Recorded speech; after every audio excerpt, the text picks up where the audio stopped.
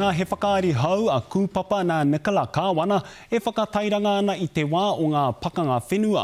Ko te kaupapa matua ko Lucy Takiora Lord me tana tuitui i te ao Māori me te ao Pākehā. Engari ko te wero kē he wahine ia i te ao o te tāne. Anei a muri wai hei.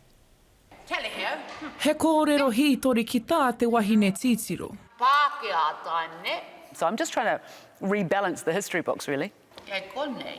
He whakaari e pāna ki te ao o Lucy Takiora Lord. He kaimahi mo te karauna i te wā o ngā pakanga whenua. She was never called a kupapa at the time. She was called a guide and interpreter, but of course we know what those roles are. She's a really great character to have to tell the story of the deceit of the crown and the theft by the crown and the decimation of Māori whenua by the crown.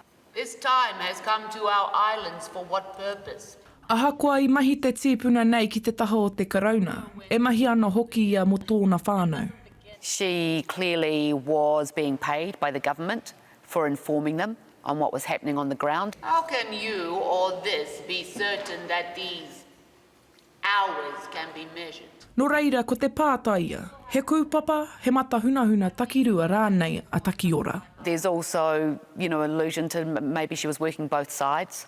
This time owns us, ne? Kia mautonu tātou ki te tirohanga mana wahine. Muri wai hei, te karere.